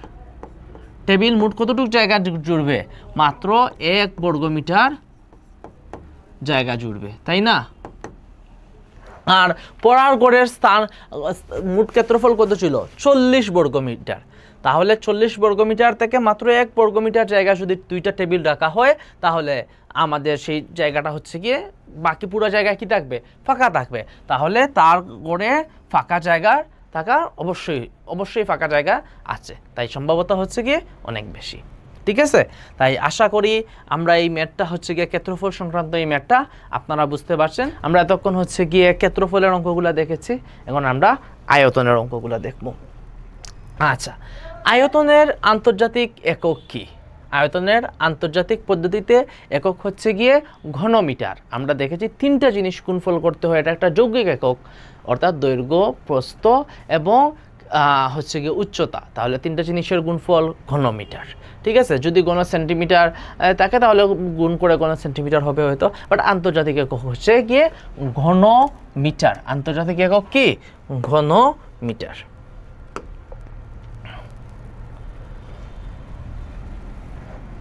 আচ্ছা, তো আন্তর্জাতিক একক ঘনমিটার। তরল পদার্থ, আচ্ছা আমরা তরল পদার্থ যখন আমরা মাপি, পানি, আমরা বলি পানি 1 লিটার পানি, 2 লিটার পানি, বা অন্য যে কোনো তরল, যেমন ধরো দুধ হতে পারে, তেল হতে পারে, তখন আমরা সেটাকে কীভাবে পরিমাপ করি, তখন সেটাকে আমরা লিটারে পরিমাপ করি। তো 1 লিটার সমান হচ্ছে গিয়ে 1000 সিসি। সিসি হচ্ছে গিয়ে, আমরা যেহেতু একটু আগে বলেছিলাম না যে 3টা জিনিস 3টা মিটার গুণ করে হয় 1 ঘনমিটার, 3টা জিনিস অর্থাৎ ঘনর ইংলিশ হচ্ছে গিয়ে কিউব, আর হচ্ছে গিয়ে মিটার তো আর মিটারই, ঘনমিটারের ইংলিশ হচ্ছে কিউবিক মিটার। Cubic meter. ঠিক আছে, তাহলে আয়তনের যদি আমরা ইংরেজিতে একক বলি, সেটা মানে আন্তর্জাতিক এককটা হচ্ছে ঘনমিটার।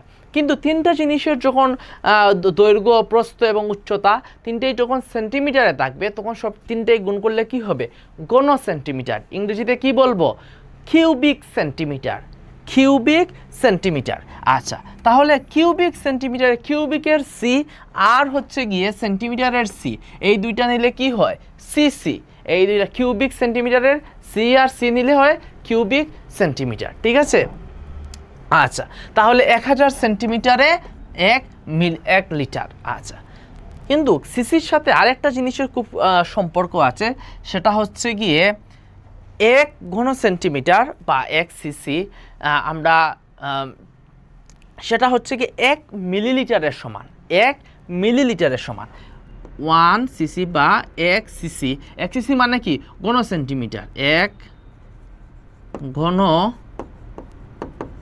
সেন্টিমিটার, আমরা সংক্ষেপে যেটাকে সিসি বলি। 1 সিসি সমান কি, 1 মিলিলিটার, বা আমরা যদি শুধু মিলি লিখি তাহলে সেটা মূলত মিলিলিটারই বোঝাবে। ঠিক আছে, আচ্ছা, তাহলে এখন আমরা হচ্ছে গিয়ে সাধারণ যেই জিনিসগুলো, যেমন ধরো হচ্ছে একটা আয়তক্ষেত্র, সেটা হচ্ছে গিয়ে দৈর্ঘ্য, প্রস্থ, উচ্চতা দেওয়া থাকবে, আমরা খুব সহজে 3টা গুণফল গুণ করে আমরা মাপতে পারবো। কিন্তু যদি আমরা এরকম সহজে না মাপতে পারি, ধরো একটা পাথর আছে, পাথরের কি এরকম সুন্দর করে দৈর্ঘ্য, প্রস্থ আর উচ্চতা পাওয়া যায়? সেটা তো পাওয়া যায় না। তখন আমরা কিভাবে সেটাকে পরিমাপ করব? এইটা হচ্ছে গিয়ে তরল পদার্থের সাহায্যে আমরা পরিমাপ করব। কিসের সাহায্যে? তরল পদার্থে। আমরা যদি একটা পাথরকে একটা তরল পদার্থের মধ্যে হচ্ছে গিয়ে সুতো দিয়ে নিচে ফেলি, তাহলে কি পানির লেভেলটা একটু উপরে উঠবে না? উপরে উঠবে অবশ্যই। যতটুকু উপরে উঠবে, যত মিলিলিটার উপরে উঠবো, আমরা ধরে নিব তত ঘন সেন্টিমিটার। কারণ 1 মিলিলিটার সমান কি, তো 1 ঘন সেন্টিমিটার বা সিসি, তাহলে আমরা ওই জিনিসটার আয়তন 1 ঘন সেন্টিমিটার ধরে নিব। 1 মিলিলিটার যদি পরিবর্তন হয় উপরে উঠে পানি, তাহলে ওই জিনিসটার আয়তন 1 ঘন সেন্টিমিটার। আমাদের আচ্ছা একটা উদাহরণ দেখি। এই যে দেখো একটা পাথর, এই পাথরটা কি হয়েছে, একটা পানির মধ্যে রাখা হয়েছে, একটা পাত্রের পানির মধ্যে রাখা আছে, ঠিক আছে। তো যখন হচ্ছে গিয়ে প্রথমে পাথর যখন রাখা ছিল না, তখন পানির লেয়ার ছিল 10 সেন্টিমিটার। পানি কতটুক ছিল? 10 সেন্টিমিটার পানি ছিল। 10 সেন্টিমিটার কি ছিল? পানি ছিল। যখন হচ্ছে গিয়ে 10 সেন্টিমিটার পানি ছিল, যখন হচ্ছে গিয়ে এই পাথরটা নিচে ফেললাম, তখন কি হইল, সেইটা আরও 5 সেন্টিমিটার উপরে উঠে আসলো, আরও 5 সেন্টিমিটার কি হইল, উপরে উঠে আসলো। তাহলে কতটুক পরিবর্তন হলো? 15 সেন্টিমিটার থেকে 10 সেন্টিমিটার বিয়োগ করলে 5 সেন্টিমিটার। আগে ছিল 10 সেন্টিমিটার, আরও উপরে উঠছে 5 সেন্টিমিটার, হয়েছে 15 সেন্টিমিটার। পরিবর্তন কতটুক? পরিবর্তন হচ্ছে, এখানে তো সরাসরি ঘন সেন্টিমিটারে দেওয়া আছে না, তাহলে 15 বিয়োগ 10 সমান 5 ঘন সেন্টিমিটার। 5 ঘন সেন্টিমিটার, ঠিক আছে। আচ্ছা, তাহলে এই পাথরের আয়তন কত? 5 ঘন সেন্টিমিটার, ঠিক আছে। তাহলে আমরা কি, আমাদের যদি এখানে দিত 10 মিলিলিটার, আর সেটা পাথর ফেলার পরে হচ্ছে গিয়ে 15 মিলিলিটার হয়ে গেছে এই যে পানির উচ্চতা, তাহলে আমরা বলতাম পরিবর্তন হচ্ছে 5 মিলিলিটার। পরিবর্তন যদি 5 মিলিলিটার সমান 5 সিসি, অর্থাৎ 5 ঘন সেন্টিমিটার, তাহলে পাথরের আয়তন হচ্ছে 5 ঘন সেন্টিমিটার।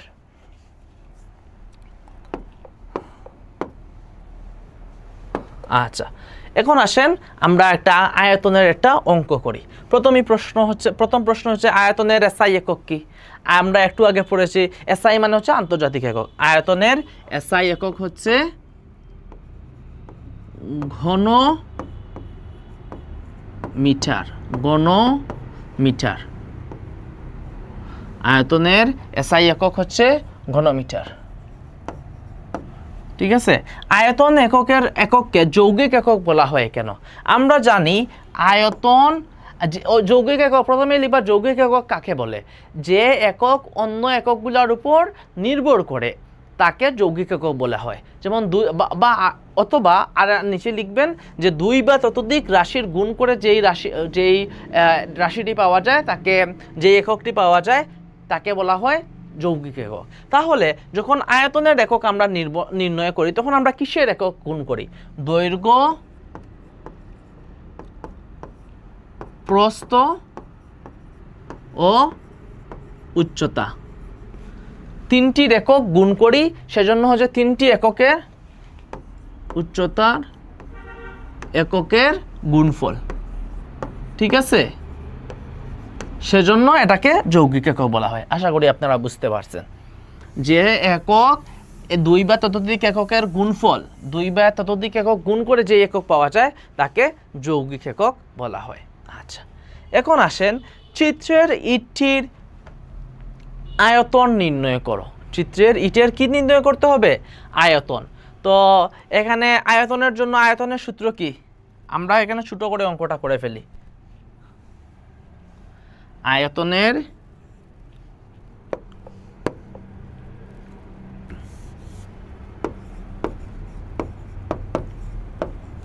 আয়তন সমান দৈর্ঘ্য গুণ প্রস্থ গুণ উচ্চতা। তাহলে এখানে দৈর্ঘ্য কত? দৈর্ঘ্য সবচেয়ে লম্বাটা 10 সেন্টিমিটার, ঠিক আছে। আর প্রস্থ কত? প্রস্থ হচ্ছে গিয়ে 6 সেন্টিমিটার, ঠিক আছে। আর উচ্চতা কত? উচ্চতা হচ্ছে 4 সেন্টিমিটার। আচ্ছা, আমরা যেহেতু সবগুলা সেন্টিমিটার, 3টা সেন্টিমিটার গুণ করলে কি হবে? 2টা সেন্টিমিটার গুণ করলে হয় বর্গ সেন্টিমিটার, 3টা সেন্টিমিটার গুণ করলে হয় ঘন সেন্টিমিটার, 3টা সেন্টিমিটার গুণ করলে হয় ঘন সেন্টিমিটার।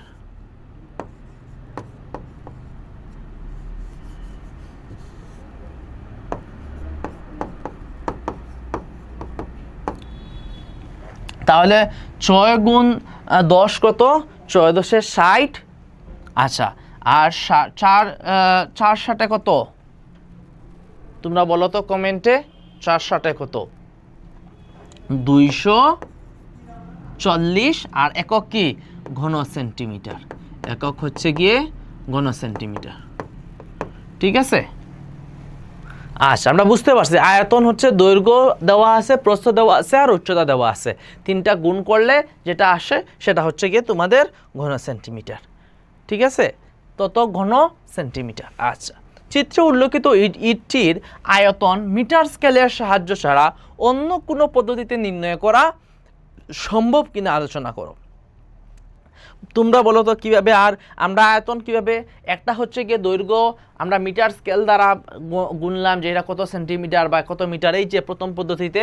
এরপরে 3টা দৈর্ঘ্য, প্রস্থ আর উচ্চতা গুণ করলে আয়তন পেলাম। এখন যদি এইটা ছাড়া আর কি পদ্ধতিতে করা যেতে পারে? আর যেটা করা যাইতে পারে সেটা হচ্ছে গিয়ে আমরা একটা পানির পাত্র নিলাম। কি নিলাম? পানির পাত্র।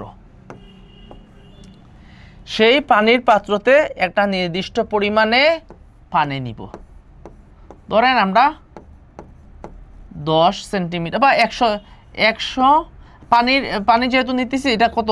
100 মিলিলিটার হবে। প্রথমে কত নিলাম?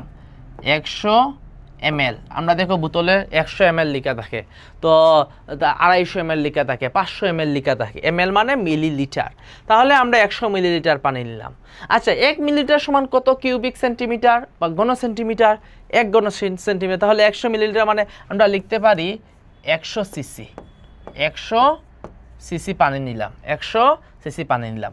তো এরপরে আমরা যখন এই ইটটা এই পানির মধ্যে, পানির পাত্রের মধ্যে রাখবো, তখন কি হবে?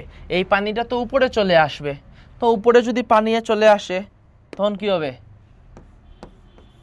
কতটুকু উপরে আসবে? আগে আমরা দেখেছিলাম যে 240 তার আয়তন, তাহলে আরও 240 সেন্টিমিটার কিউবিক সেন্টিমিটার উপরে চলে আসবে। ঠিক আছে? তাহলে 100-র সাথে আরও 200, 340 কিউবিক সেন্টিমিটার হয়ে যাবে। ঠিক আছে? আমাদের এত ব্যাখ্যা দেওয়ার, আমরা সহজে বলবো যে আমরা একটা পানির পাত্রের চিত্রে আঁকবেন, চিত্রকে বলবেন আমরা সেই পানির পাত্রের মধ্যে আমরা হচ্ছে গিয়ে ইটটা নিব। যত পরিমাণে হচ্ছে গিয়ে আমাদের পানির পাত্রের আয়তনের পরিবর্তন হবে, পানিটা যতটুকু উপরে উঠবে পরিবর্তন হবে, ততটুকুই হচ্ছে গিয়ে ইটের আয়তন। ঠিক আছে? আশা করি বুঝতে পারছেন।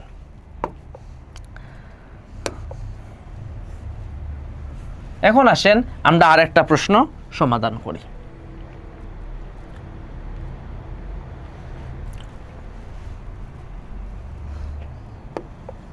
তো প্রথম প্রশ্ন হচ্ছে গিয়ে, হুসেন একজন রপ্তানিকারক। তিনি এবছর তিনি বিদেশে 5 মেট্রিক টন পাট রপ্তানি করেন। তিনি ব্যবসা বাণিজ্যের পূর্বে এফপিএস, পূর্বে বলতে আগে হচ্ছে গিয়ে তিনি এফপিএস আমরা এটার মানে কি একটু পরে বুঝবো, এবং ব্যবহার করলেও বর্তমানে এমকেএস পদ্ধতি ব্যবহার করেন। তো এফপিএস মানে হচ্ছে গিয়ে, এফ অর্থ হচ্ছে গিয়ে ফুট। আমরা বলি না যে 1 ফুট 2 ফুট, সেই ফুট। আর হচ্ছে কি আমরা বাংলায় লিখি সুন্দর করে, তাহলে তোমাদের বুঝতে সহজ হবে। 1 ফুট। পি দ্বারা হচ্ছে গিয়ে পাউন্ড। আমরা যেই কেজিতে ওজন করি না, কিন্তু যখন কেক কিনি তখন কি বলি? আমাদের বার্থডে কেকগুলা কিনি তখন বলি 1 পাউন্ডের কেক দেন, 2 পাউন্ডের কেক দেন। তাহলে সেই হচ্ছে, এটা হচ্ছে গিয়ে সেই পাউন্ড, অর্থাৎ ভরের একক। আর ফুট কি? দৈর্ঘ্যের একক। আর এস হচ্ছে গিয়ে সেকেন্ড, অর্থাৎ সময়ের একক। আচ্ছা, আর বর্তমানে যেই এমকেএস পদ্ধতি ব্যবহার করেন, এমকেএস অর্থ কি? এম হচ্ছে গিয়ে মিটার, কে হচ্ছে গিয়ে কেজি বা কিলোগ্রাম, আর এস হচ্ছে গিয়ে কি? সেকেন্ড। ঠিক আছে? এস হচ্ছে সময়ের জন্য, দুইটাতেই সেকেন্ড। এটা দুইটা পদ্ধতি। অর্থাৎ এফপিএস পদ্ধতিতে যদি আপনি কোনো কিছু দৈর্ঘ্য পরিমাপ করেন তখন সেটা কি হবে? সেটা হচ্ছে গিয়ে দৈর্ঘ্য হবে এত ফুট, 5 ফুট, 10 ফুট। আর যদি আপনি এমকেএস পদ্ধতিতে কোনো কিছু দৈর্ঘ্য পরিমাপ করেন তখন সেটাকে বলতে হবে 5 মিটার, 10 মিটার। ঠিক আছে? আচ্ছা, সেম এটাতে যখন এফপিএস পদ্ধতিতে কোনো কিছু ভর তুলনা করবেন তখন বলবেন যেটা হচ্ছে গিয়ে 5 পাউন্ড, 2 পাউন্ড। আর যদি এমকেএস পদ্ধতিতে বলেন তাহলে 1 কেজি, 2 কেজি, এরকম। আচ্ছা, তাহলে এখন প্রশ্ন কি? প্রথম প্রশ্ন হচ্ছে গিয়ে ক্যান্ডেলা কি? ক্যান্ডেলা কি আপনারা বলেন তো? একটু আগে আমরা পড়ে আসছি। ক্যান্ডেলা হচ্ছে গিয়ে কিসের একক? ক্যান্ডেলা হচ্ছে গিয়ে দীপন তীব্রতার একক। ক্যান্ডেলা হচ্ছে গিয়ে দীপন তীব্রতার একক। আমরা লিখি ক্যান্ডেলা হচ্ছে গিয়ে দীপন তীব্রতার এসআই একক। ঠিক আছে, দীপন তীব্রতার এসআই একক। আয়তনের একক কোন ধরনের একক? একটু আগে আমরা পড়ে আসছিলাম না আয়তনের একক, সেটা হচ্ছে যৌগিক একক। কারণ তাহলে আমরা প্রথমে লিখবো আয়তনের একক হচ্ছে গিয়ে যৌগিক একক। এরপরে বলছে না ব্যাখ্যা করতে, তখন আপনাকে লিখতে হবে কেন যৌগিক একক। আমরা অবশ্যই 2 মার্কের জন্য ব্যাখ্যা করে দিয়ে আসতে হবে। তাহলে যৌগিক একক কারণ হচ্ছে কি, সেটি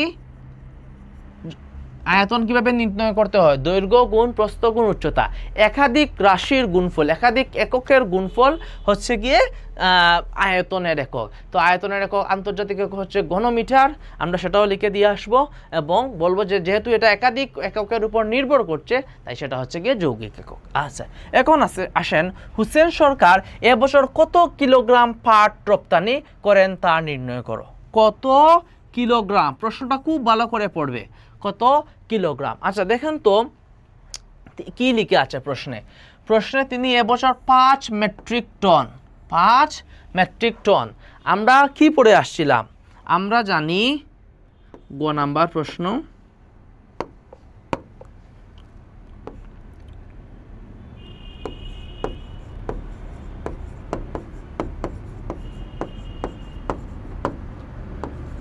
এক মেট্রিক টন সমান কত কেজি? দ্রুত লিখো তো কমেন্টে। 1 মেট্রিক টন সমান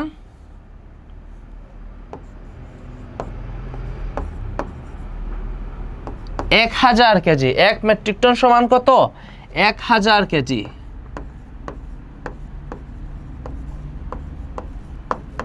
আচ্ছা, 1 মেট্রিক টন সমান 1000 কেজি। তাহলে 5 মেট্রিক টন সমান কত হবে? 5000 কেজি। 5 মেট্রিক টন সমান, সুতরাং 5 মেট্রিক টন সমান 5 গুণ 1000 কেজি। আমাদের তো বলছে কেজি অর্থাৎ কিলোগ্রাম, সুতরাং 5000 কিলোগ্রাম বা কেজি। ঠিক আছে, আমাদের সুতরাং হুসেন সরকার এবছর কত কিলোগ্রাম পাট রপ্তানি করেছেন? 5 মেট্রিক টন সমান 5000 কিলোগ্রাম, অর্থাৎ 5000 কিলোগ্রাম তিনি রপ্তানি করেছেন। ঠিক আছে। আচ্ছা, এখন আসেন উদ্দীপকে উল্লিখিত পদ্ধতি দুটির তুলনামূলক বিশ্লেষণ করো। আচ্ছা, পদ্ধতি কি? একটা হচ্ছে এফপিএস আর একটা হচ্ছে কি এমকেএস। প্রথমে বলবে এফপিএস পদ্ধতির মানে কি। আমরা একটু আগে লিখেছিলাম এফপিএস পদ্ধতি হচ্ছে গিয়ে ফুট পাউন্ড আর কি সেকেন্ড। ঠিক আছে, তো আর এমকেএস হচ্ছে গিয়ে মিটার কিলোগ্রাম আর সেকেন্ড। এখন আপনি হচ্ছে গিয়ে ফুট পাউন্ড সেকেন্ড, এই পদ্ধতিটা কি আন্তর্জাতিক পদ্ধতি? এটা আন্তর্জাতিক পদ্ধতি না, কারণ আপনি হচ্ছে গিয়ে যেহেতু হুসেন সরকার বিদেশে রপ্তানিকারক, সেজন্য উনাকে আমাদের একটি আন্তর্জাতিক পদ্ধতি ব্যবহার করতে হবে। তাই লিখবে প্রথমে এফপিএস পদ্ধতির মানে হচ্ছে ফুট পাউন্ড সেকেন্ড, যেটা হচ্ছে গিয়ে আন্তর্জাতিক পদ্ধতি নয়। এমকেএস পদ্ধতি সেটা হচ্ছে গিয়ে এসআই এককের সাথে মিলে, অর্থাৎ এসআই এককে মিটারের দৈর্ঘ্যের একক হচ্ছে গিয়ে মিটার, আর তারপরে হচ্ছে গিয়ে ভরের একক কেজি, আর বা কিলোগ্রাম, সময়ের একক সেকেন্ড, যা আমাদের আন্তর্জাতিক পদ্ধতির সাথে মিলে। যেহেতু তিনি দেশের বাহিরে বা আন্তর্জাতিকভাবে ব্যবসা করেন বা রপ্তানিকারক, তাই তাকে এমকেএস পদ্ধতিতে ব্যবহার করলে তাকে সেটি বেশি ভালো হবে। সেটাই হচ্ছে গিয়ে দুইটা তুলনামূলক বিশ্লেষণ মানে কি, দুইটা তুলনা করবে কোনটা থেকে কোনটি ভালো হবে, কোনটা ওনার জন্য বেশি উপযুক্ত হবে। ঠিক আছে, তাহলে এটা তোমরা খাতায় খুব সুন্দর করে লিখবে, নোট করে তোমরা অদম্য একাডেমির গ্রুপের মধ্যে তোমরা সাবমিট করে দিবে। ঠিক আছে।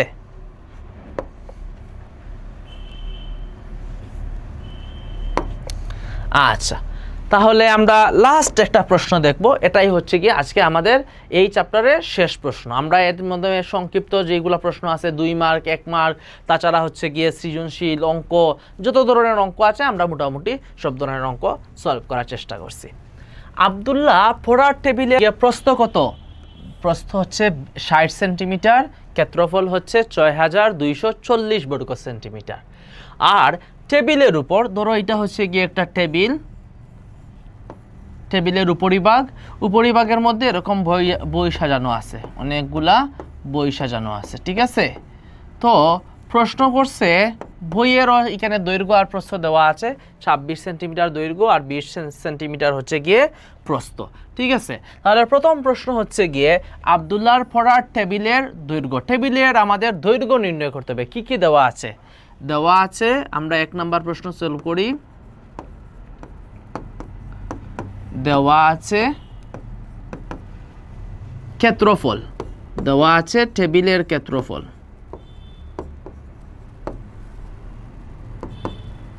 ছয় 6240 বর্গ সেন্টিমিটার, ঠিক আছে, টেবিলের ক্ষেত্রফল। আচ্ছা, টেবিলের প্রস্থ দেওয়া আছে, টেবিলের প্রস্থ 60 সেন্টিমিটার,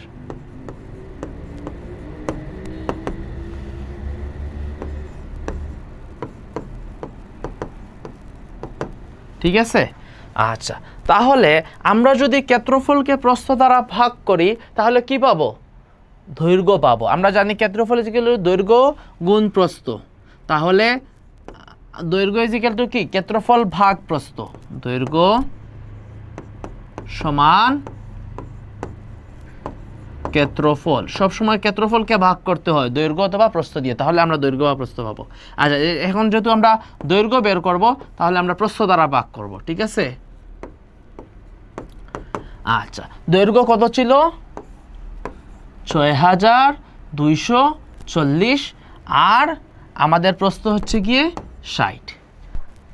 ভাগ তো তোমরা করতে পারো ভাষায় খুব সুন্দর করে, তোমরা ভাগটা করবে 60 আর 6240 ভাগ করলে কত আসে? ভাগ করলে আসবে 104।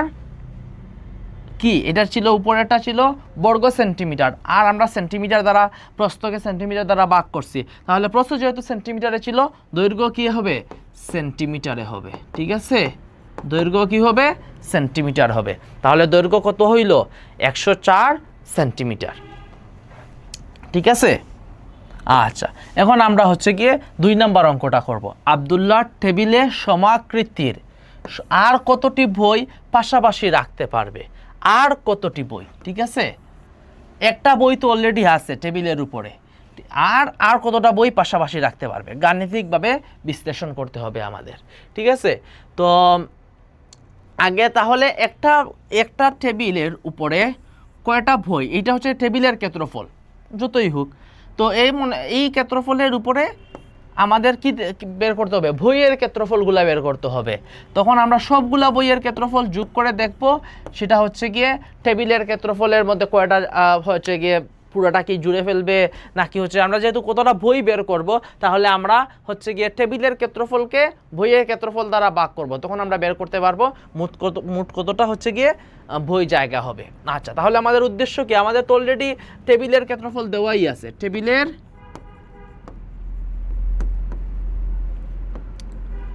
ক্ষেত্রফল কত?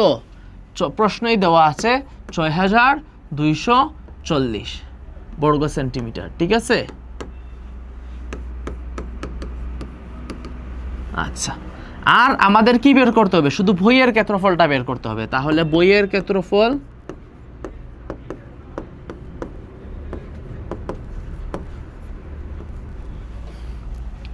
সমান দৈর্ঘ্য গুণ প্রস্থ। দৈর্ঘ্য কত? 26 সেন্টিমিটার, 26 গুণ প্রস্থ কত? 20 সেন্টিমিটার, ঠিক আছে। দৈর্ঘ্য হচ্ছে গিয়ে 26 সেন্টিমিটার আর প্রস্থ হচ্ছে গিয়ে 20 সেন্টিমিটার। এটার তো আনসারটা হবে বর্গ সেন্টিমিটারে কত হয় বলো তো? 520 বর্গ সেন্টিমিটার, 520 সেন্টিমিটার। ঠিক আছে, তোমরা এখানে ছোটো করে গুণ করে ফেলতে পারো, 26 গুণ 20,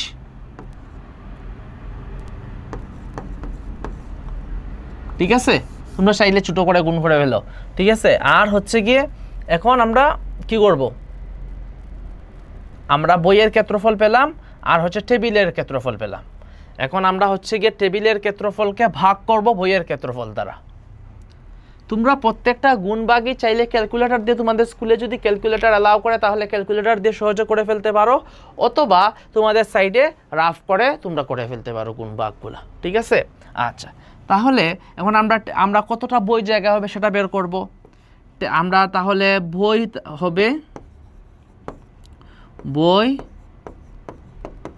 জায়গা হবে কি হবে, কয়টা, টেবিলের ক্ষেত্রফল ভাগ বইয়ের ক্ষেত্রফল। টেবিলের ক্ষেত্রফল কত ছিল, 6240, আর বইয়ের ক্ষেত্রফল হচ্ছে 520। বইয়ের ক্ষেত্রফল কত, 520। তোমরা যদি সেটা ভাগ করো তাহলে পাবে 12, তাহলে উত্তর আসবে 12টি। তাহলে ইতিমধ্যে তো একটা বই ছিলই, আর বলছে সমাকৃতির আর কতটি বই।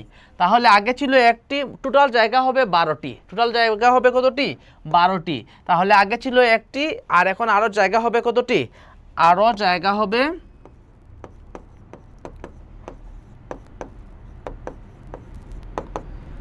11টি, আরও জায়গা হবে 11টি। তাহলে এই চ্যাপ্টারের অঙ্কগুলো আমরা মোট কী পেলাম, প্রথমত পেলাম হচ্ছে কি, আমরা ছোট প্রশ্ন আসে, আন্তর্জাতিক পরিমাপের এককগুলা, দৈর্ঘ্য, প্রস্থ, উচ্চ, তারপর দৈর্ঘ্য, তারপর দৈর্ঘ্যের একক মিটার, তারপরে আমরা ভরের একক হচ্ছে গিয়ে SI একক কেজি বা কিলোগ্রাম, সময়ের সেকেন্ড, আমরা দীপন তীব্রতার ক্যান্ডেলা, পদার্থের পরিমাপের একক হচ্ছে মূল, আর কি তাপমাত্রার একক হচ্ছে কেলভিন। এই টোটাল 60টা হচ্ছে গিয়ে তোমাদের আন্তর্জাতিক একক, এগুলো হচ্ছে গিয়ে মৌলিক একক।